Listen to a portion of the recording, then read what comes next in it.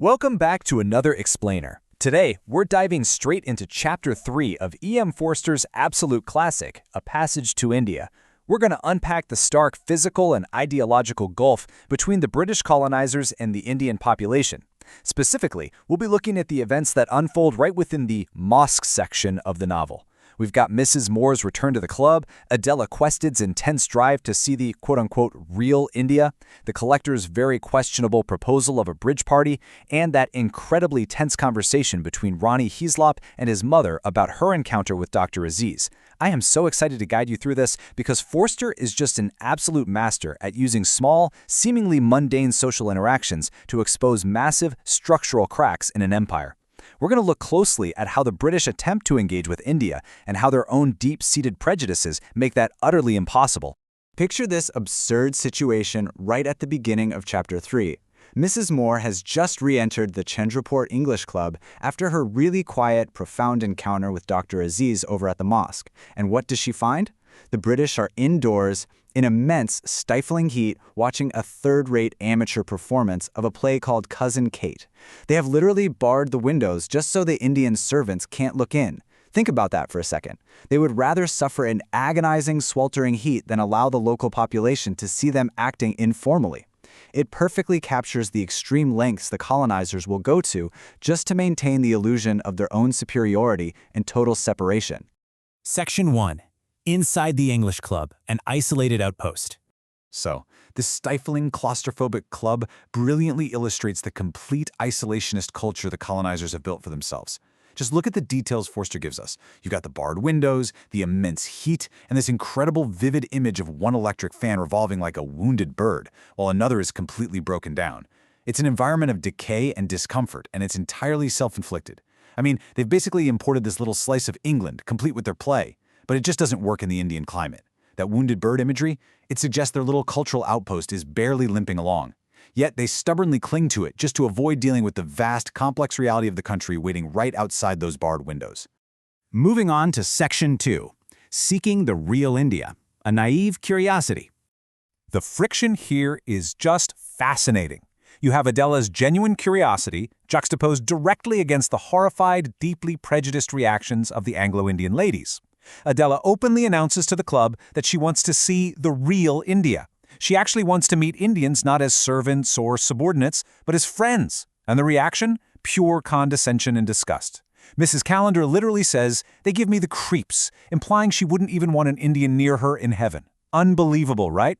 Others in the group just laugh it off, calling the desire to see Indians new, and acting as if Adela has proposed something deeply unnatural or childish. The establishment completely, fundamentally rejects the premise that an Indian could ever be a social equal. That brings us to Section 3, a flawed bridge party, the establishment's attempt. Okay, we have to talk about this bridge party. It is a completely fabricated, deeply flawed event meant to placate Adela without actually crossing any real social boundaries. Mr. Turton proposes it, proudly noting the term is his own invention. And no, it's not the card game. It's an event quite literally designed to bridge the gulf between East and West. But as we see unfold in the text, it is entirely performative. It's just a structured, safe way to present a sanitized, carefully curated lineup of Indian figures to the English newcomers entirely on British terms. It's a complete illusion of connection, cleverly designed to maintain the very separation it claims to bridge. Mr. Turton's own laughing admission here perfectly captures how the system openly acknowledges and enforces this social separation.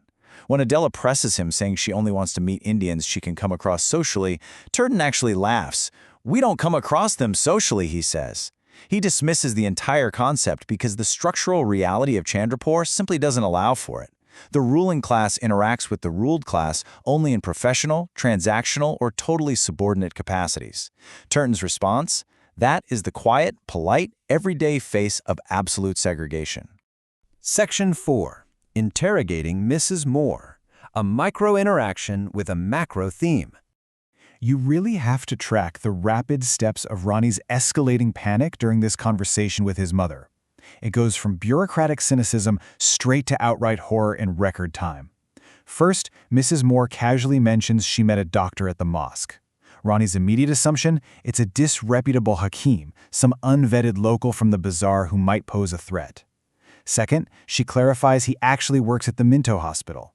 You can feel Ronnie's brief moment of relief. Okay, he's in the system, he's known, his name must Aziz, but then comes step 3. He suddenly pieces together from her description that Aziz is an educated Mohammedan, a native, and worse, that they had a genuine, unmonitored conversation where Aziz even criticized a British official. Ronnie's rigid bureaucratic mind simply cannot process this as a normal, benign event. Ronnie just cannot accept a simple, friendly interaction. He immediately applies the older official's intense paranoia, assuming Aziz is playing games. He brushes it off as the educated native's latest dodge, a fake show of manly independence just meant to impress an English tourist. Ronnie is absolutely convinced there's a hidden motive behind every single remark made by an Indian. He claims Aziz is just trying to increase his izzat, an Urdu word for honor or prestige, which Ronnie, in his cynicism, translates as just trying to score points. And the kicker? Ronnie doesn't actually have his own original thoughts here. The text explicitly tells us he is literally just parroting phrases he picked up from older officials like Callender and Turton. He is fully, completely assimilated into the hive mind of the colonizer. Section 5. To rule or be pleasant, a clash of imperial philosophies. This quote from Ronnie is the ultimate bureaucratic justification for empire. He strips away any need for human connection, all for the sake of quote-unquote justice and order. India isn't a drawing room, he says. He speaks with this incredibly self-satisfied lilt, almost reveling in the harshness of his duty. For Ronnie, the British presence is purely functional and disciplinary. He genuinely believes that maintaining peace and order completely excuses any lack of manners, empathy, or basic human respect. In his mind, his lack of pleasantness isn't a flaw at all. It's a badge of honor. It's proof that he's doing the hard, necessary work of the empire.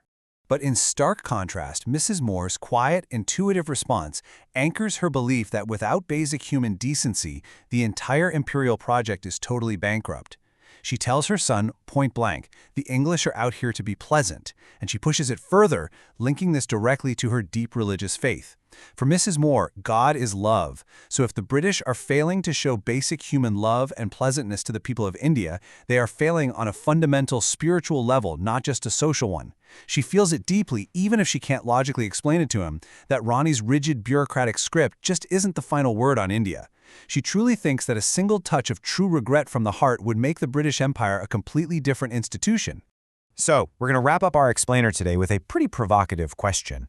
If the British Empire refuses a foundation of basic human pleasantness, what exactly is holding it together? It really leaves you wondering how long an empire built purely on force, fear, and social isolation can actually survive. As Forster so brilliantly shows us in this chapter, you can bar the windows, you can invent fake bridge parties, and you can hide behind the noble excuse of doing justice. But if your foundation lacks simple, human pleasantness, those walls separating the rulers from the ruled are eventually going to become a prison for absolutely everyone involved. I really hope this structured look at Chapter 3 gave you a deeper understanding of Forster's masterful critique. Thank you so much for joining me on this explainer, and I'll leave you to ponder that final thought.